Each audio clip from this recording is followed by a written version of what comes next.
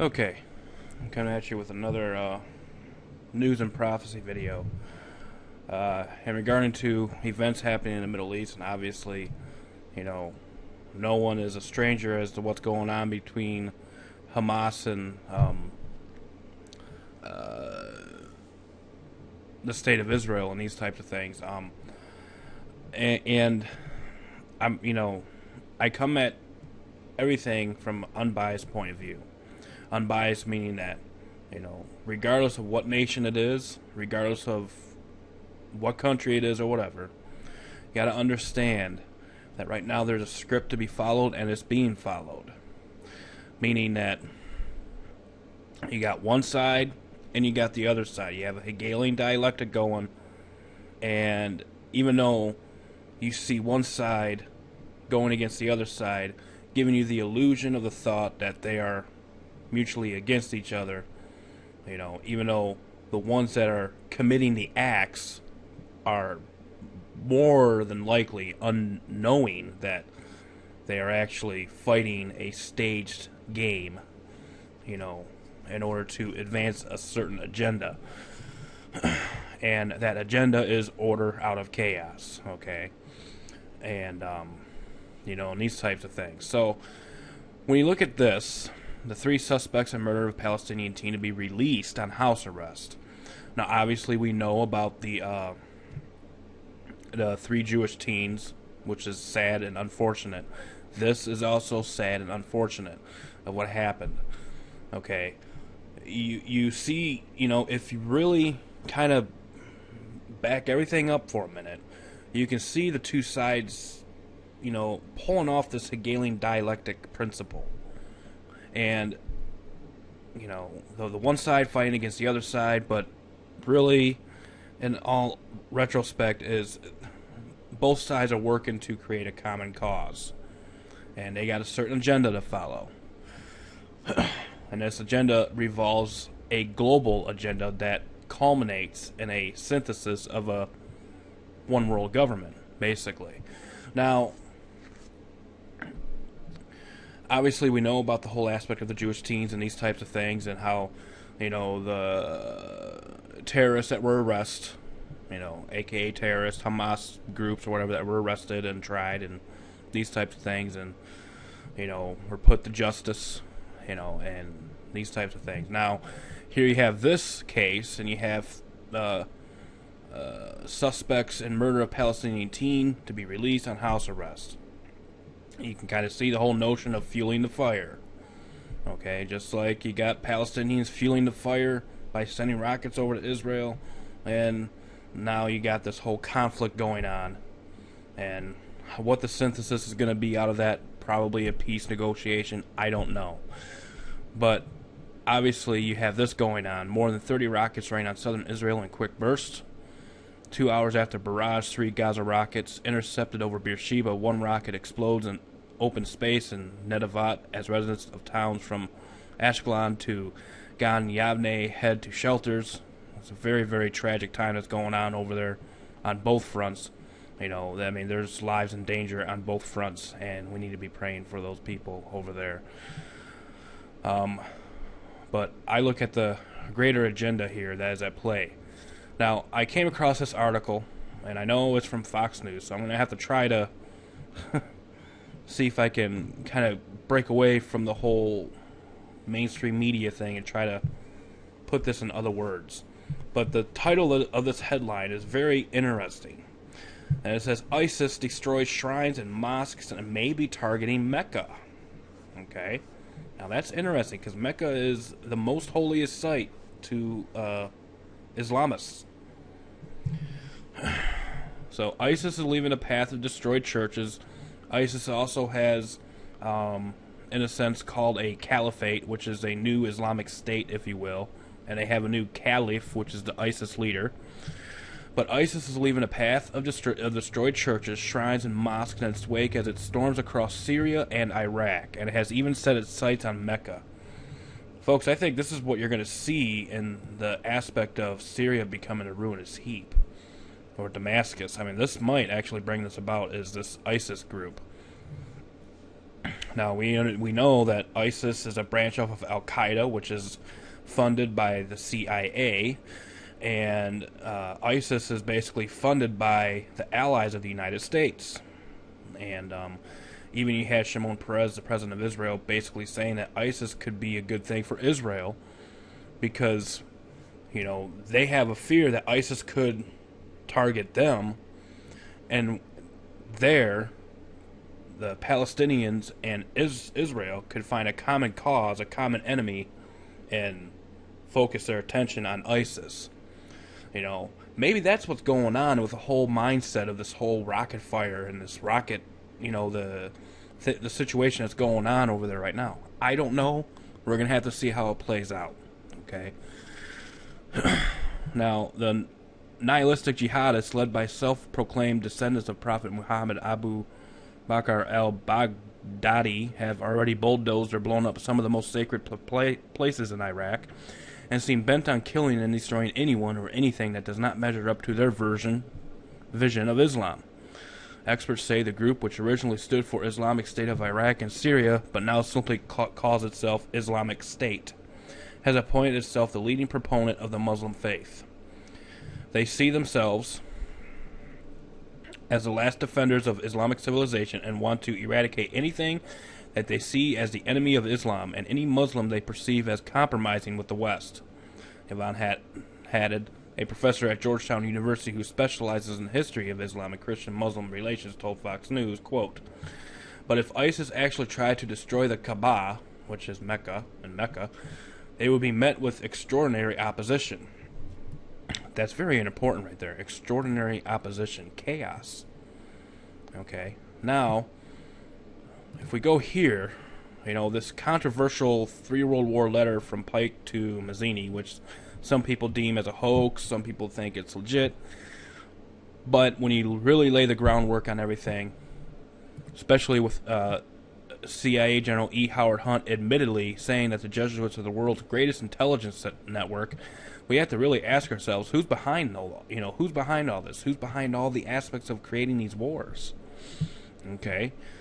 Now, I want to read you the Third World War of Pike's little ideal. Okay. The Second World War was basically to take advantage of the differences between the fascists and the political Zionists. This war must be brought about so that Nazism is destroyed and that the political Zionism be strong enough to institute a sovereign state of Israel and Palestine. During the Second World War, international communism must become strong enough in order to balance Christendom, which would be then restrained and held in check until the time when we would need it for the final social cataclysm. And what is that final social cataclysm? Well, we got a huge divide on this whole Israel issue right now. Basically taking our minds off the Bible, what the Bible says, and just fixated on just what is going on over there in Israel. Now, the Third World War must be fomented by taking advantage of the differences caused by the agentur of the Illuminati between the political Zionists and the leaders of the Islamic world. The war must be conducted in such a way that Islam, the Muslim Arabic world, and political Zionism, the State of Israel, mutually destroy each other. Meanwhile, the other nations, once more divided on this issue, will be constrained to fight to the point of complete physical, moral, spiritual, and economical exhaustion. We shall unleash the nihilists and the atheists, and we shall provoke a formidable full social cataclysm. Now, nihilists and the atheists. If you go back to here, notice the interesting word here. The nihilistic jihadist. It's very interesting. And also, you put in the aspect that Islam is also a creation of the Roman Catholic Church itself, and you can research that to prove that fact because of a whistleblower named Alberta Rivera. But anyways, we shall unleash the nihilists and the atheists, and we shall provoke a formidable social cataclysm which in all its horror will show clearly to the nations the effect of absolute atheism, origin of savagery, and of the most bloody turmoil. Then everywhere the citizens obliged to defend themselves against the deistic spirits will from that moment be without compass or direction, anxious for an ideal, but without knowing where to render its adoration, will receive the true light through the universal manifestation of the pure doctrine of Lucifer, brought finally out in a public view. This manifestation will result from the general reactionary movement, which will follow the destruction of Christianity and atheism, both conquered and exterminated at the same time. The main goal here is to create such a mass amount of chaos, and you got the Pope doing all this unity stuff and these types of things, calling, saying that fundamentalism must be stopped, although it might not be violent and it might not hit anybody, or it might, but it's still violent, okay? And fundamentalism has to be done away with. When the Pope speaks of fundamentalism in that view, he's talking about Christianity, okay? And when you look at the Illuminati was formed by a guy by the name of Adam Weishaupt. Weishaupt was supposedly a Jesuit that left the Jesuits, basically, but I don't believe that at all. Especially when you look at the Jesuit oath of the way they are told to disguise themselves among other people. In their view of becoming all things to all men. To advance a certain agenda, and that agenda is to make sure that the papacy remains at the helm by any means necessary. So, when you look at what's going on between ISIS and this report that came out, all of the stuff that's going on here, and the 30 rockets rain on southern Israel in a quick burst, you can see the sick game playing by the powers that be, and it's very disgusting. And a lot of innocent lives are being lost. And then when you look at this especially, you can watch this video, I'll post the link below. E. Howard Hunt admits the Jesuits are the world's greatest intelligence network. One has to question, is this world's greatest intelligence network, are they the ones behind bringing all of this to fruition? If you take a look at this chart here, you have this pyramid structure, and you got all of these agendas playing out. You have Freemasonry, Illuminati, Rosicrucians, Knights Templar, Gnosticism, which is Catholicism, Kabbalism, ancient mystery religion, okay, which stems from its origins of Babylon, Egypt, Greece, etc. Babylon, mystery Babylon, mystery religion, all forms of pantheism. So you look at who's at the helm of the ancient mystery religions today, and really, in all due respect, it's really the papacy. I mean, but they cloak everything that was Babylonian, Egyptian, and Greek, Grecian. They cloak everything and put a garb of Christianity around it. And you have Kabbalism, Gnosticism, witchcraft, sorcery, divination, spiritualism, most occult practices, Eastern religious, Hinduism, Buddhism, all stemmed into a New Age movement. You have Gnosticism, Knights Templar, Rosicrucians, Freemasonry, Illuminati, and out of these, you get Marxism, American, European secret political societies, international banking elite, and World Council of Churches, all working together to bring a Luciferian doctrine, or, in this case, another Jesus, to come on the scene and cause peace among the nations, and and these types of things. So, and we all know that the Pope, the papacy, considers themselves to be a vicar of Christ on earth, another God. There's actually quotes of popes actually saying that we are another God on earth. So, I mean, when you put all of this together, and you look at this, and you look at this, and all of this that's going on, especially in the Middle East. I know there's a lot going on the border here between, the Mexican border too, and I'm trying to get around to covering that, but it's just with everything going on in the Middle East right now, it's, I can only do so much. That's why I put in the playlist and News and Prophecy regarding the Catholics and illegals, and I urge you to go and watch that. But yeah, I believe that this is a stage. Everything that you're seeing here is a stage to bring about possibly a counterfeit 7-year peace deal. because we know that true prophecy students and students of prophecy will know that the 70 weeks of Daniel is already fulfilled, and the Messiah fulfilled that directly on time and on point. So obviously what they plan on doing would be a counterfeit if they decide to go that route, according to the Left Behind books and these types of things. So,